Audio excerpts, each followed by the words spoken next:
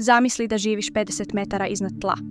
Bez zidova, bez vrata, bez privatnosti i bez odjeće. Zamisli da tvoj dom nije na zemlji, nego na vrhu stabla, usred džungle koja nikada ne šuti.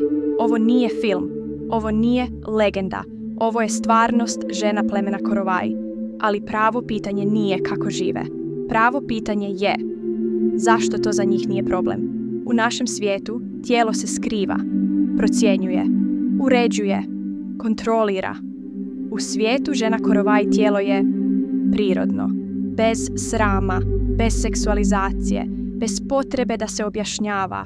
Njihove kuće stoje visoko među krošnjama, 40, ponekad 50 metara iznad zemlje. Tamo kuhaju, tamo spavaju, tamo odgajaju djecu. Visina nije spektakl, visina je sigurnost. Ali ono što najviše šokira posjetitelje nije visina, nego žene. Njihova ravnodušnost prema pogledu, njihova snaga, njihova potpuna sloboda od tuđeg mišljenja. Mi gledamo njih i vidimo golotinju. One gledaju nas i vide strah. Strah od tijela, strah od prirode, strah od jednostavnosti. Možda je pravo pitanje tko je zapravo slobodniji. Ako osjećaš ovu atmosferu, pretplati se i otkrij s nama druge drevne rituale. Život žene Korovaj započinje visoko iznad zemlje. Ne simbolično, doslovno. Drvene kuće izgrađene su na vrhu ogromnih stabala. Platforme povezane granama i užetom. Tanke ljestve koje vode prema nebu. Tamo se odvija svakodnevica. Tamo se kuha. Tamo se dijeli hrana. Tamo djeca uče prve korake. Visina je zaštita. U džungli opasnost dolazi odozdo. Životinje, neprijatelji, nepredvidiva priroda. Podizanjem doma, visoko iznad tla, zajednica dobiva prednost. Ali život na toj visini zahtijeva ravnotežu, snagu, sigurnost u vlastito tijelo. Žene se penju tim ljestvama svaki dan. Nose hranu, nose djecu, nose drva za vatru. To nije ekstrem za njih. To je rutina. Njihova odjeća je minimalna. Jednostavni pokrivači, prirodni materijali, ukrasne ogrlice ili narukvice. Ne zato da bi provocirale, ne zato da bi šokirale, nego zato što klima i kultura ne traže više. U toj zajednici tijelo nema istu simboliku kao u našem društvu. Nije seksualni objekt, nije politička poruka. Ono je funkcionalno. Kada žena nosi tradicionalni komad tkanine ili prirodni pokrov, to je praktičnost.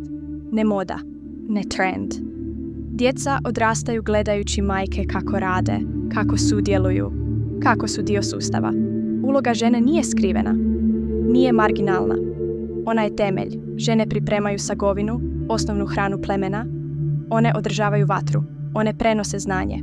Bez njih zajednica ne funkcionira. Zapadni pogled često vidi samo površinu, minimalnu odjeću, drvene kuće, egzotiku.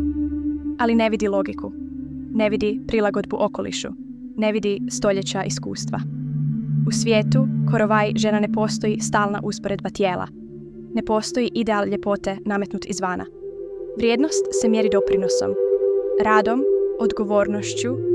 Možda je upravo to ono što najviše destabilizira promatrača, jer pokazuje koliko je naše društvo opterećeno pogledom. Ovdje pogled nema moć.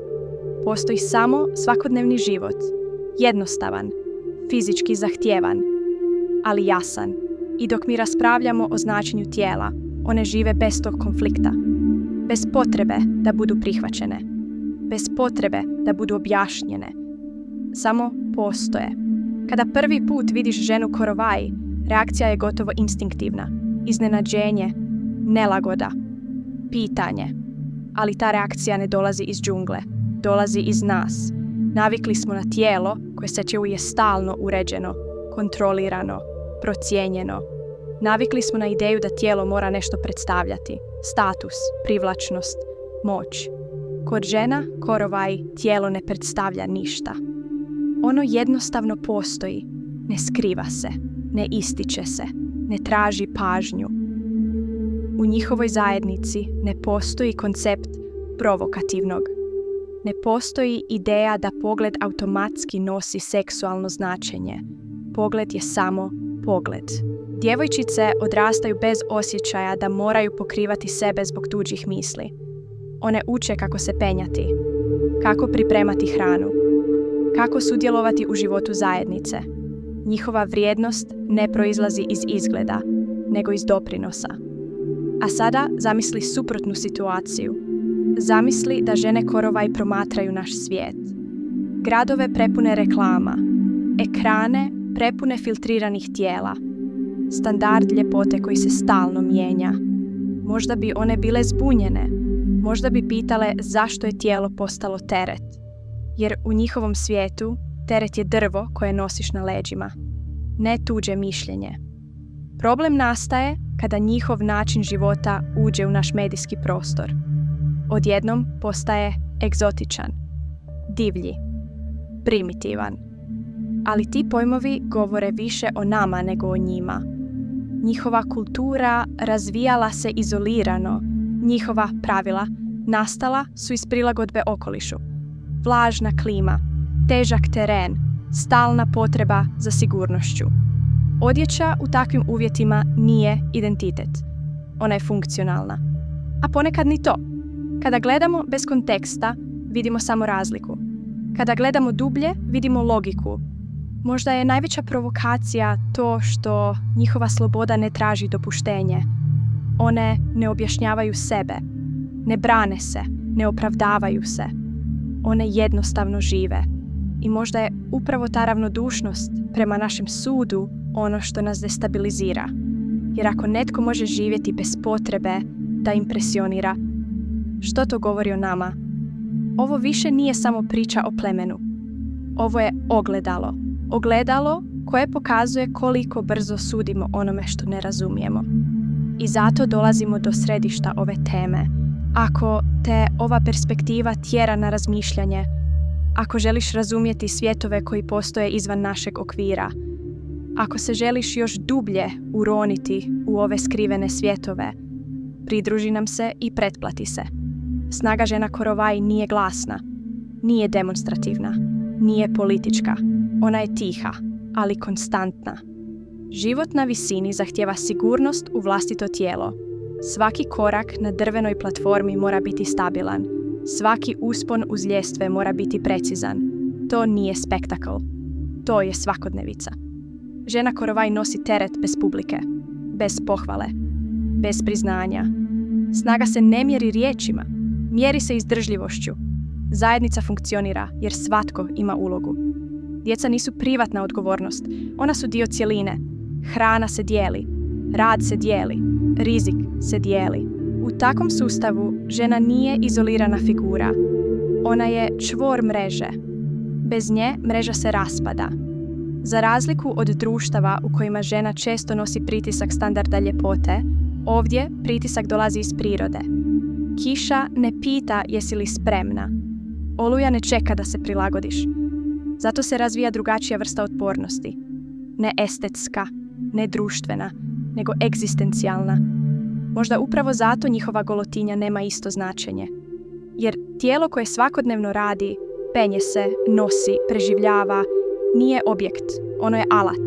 A alat se ne ocjenjuje po izgledu, ocjenjuje se po funkciji. Zapadni pogled često romantizira njihov život ili ga demonizira, ali stvarnost je jednostavnija. To je sustav prilagođen okolišu. Sustav u kojem je jasno tko što radi. Sustav u kojem je uloga žene vidljiva ne kroz govor, nego kroz djelovanje. Možda nas ta jasnoća zbunjuje, jer u našem svijetu identitet je često fragmentiran. Ovdje je uloga jasna, odgovornost jasna, granice jasne. To ne znači da je život lak, ali znači da je definiran. I dok gledamo žene Korovaj kako stoje visoko iznad tla, možda pravo pitanje nije kako one žive. Možda je pitanje jesmo li mi izgubili jednostavnost koju one još uvijek imaju. Svijet Korovaj nije zamrznut u vremenu. On se mijenja.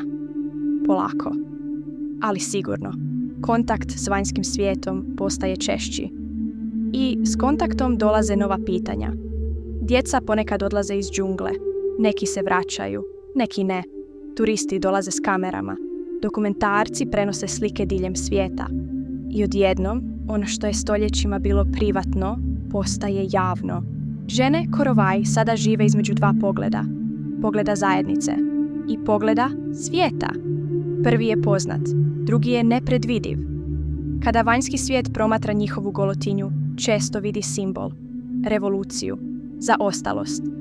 Ali za njih to nije simbol, to je rutina. Problem nastaje kada simbol zamijeni stvarnost, jer simbol pojednostavljuje. Stvarnost je složena. Može li zajednica zadržati identitet dok je istovremeno promatrana? Može li žena ostati dio tradicije, a da pritom ne postane eksponat? Ovo su pitanja koja se rijetko postavljaju. Moderni svijet ima tendenciju intervenirati, civilizirati, pomoći. Ali pomoć bez razumijevanja može značiti gubitak. Gubitak strukture, gubitak konteksta, gubitak smisla. Nije svaka razlika problem koji treba ispraviti. Neke razlike su rezultat prilagodbe, rezultat povijesti, rezultat geografije. Žene Korovaj nisu pasivne promatračice promjena. One sudjeluju. One odlučuju unutar svojih okvira, ali njihov okvir nije isti kao naš. Možda najveći izazov nije promjena sama po sebi, nego način na koji se promjena nameće. Jer identitet koji se mijenja prebrzo može se raspasti, a identitet koji se nikada ne mijenja može postati krhak. Ravnoteža je ključ. I upravo tu žene imaju važnu ulogu. One su nositeljice znanja. One prenose vrijednosti. One održavaju ritam zajednice. Ako se nešto promijeni, promjena prolazi kroz njih. I zato ova priča nije crno-bijela. Nije borba između napretka i zaostalosti. To je proces. Složen. Postupan. I dok mi tražimo jednostavne odgovore, njihov svijet ostaje višeslojan. Možda je najveća greška gledati ih kroz našu vremensku liniju. Jer njihov tempo nije naš tempo. Njihove potrebe nisu naše potrebe. I možda prava mudrost leži u prihvaćanju te razlike. Na kraju, ova priča nije samo o ženama Korovaj. Ona je o našoj reakciji. O tome kako gledamo ono što ne razumijemo. Prvi instinkt je sud. Drugi je usporedba. Treći je zaključak. Ali rijetko zastanemo. Rijetko se zapitamo zašto nas nešto destabilizira. Žena koja stoji visoko među krošnjama, bez potrebe da skriva tijelo, bez potrebe da se opravdava, može djelovati radikalno. Ali radikalnost postoji samo u usporedbi. U njihovom svijetu to je normalno. U našem svijetu normalnost je drugačija. I upravo ta razlika stvara napetost. Možda sloboda nije univerzalna definicija. Možda je sloboda kontekst. U kontekstu džungle sloboda znači sigurnost zajednice. U kontekstu grada sloboda znači individualni izbor. Nijedna verzija nije apsolutna. Ali obje otkrivaju nešto o društvu koje ih je oblikovalo. Žene Korovaj ne žive da bi bile simbol. Ne žive da bi bile primjer. Ne žive da bi bile predmet rasprave. One žive jer moraju. Njihova svakodnevica nije performans, nije poruka. Ona je jednostavno način preživljavanja. I možda je to ono što najviše zbunjuje modernog promatrača. Jer u svijetu u kojem je gotovo sve izloženo, one postoje bez potrebe za odobravanjem, bez potrebe da budu shvaćene. I tu dolazimo do zadnje misli. Možda prava snaga nije u tome da promijeniš svijet. Možda je prava snaga u tome da živiš u skladu sa svojim. A kada gledamo žene Korovaj kako hodaju drvenim platformama visoko iznad tla, možda bi se trebali zapitati nešto drugo. Ne kako one žive, nego kako mi živimo. Koliko naših odluka dolazi iz uvjerenja, a koliko iz straha. Koliko toga radimo jer je prirodno, a koliko jer je očekivano. Svijet je pun zaboravljenih tajni. Ako ih želiš čuti, pretplati se.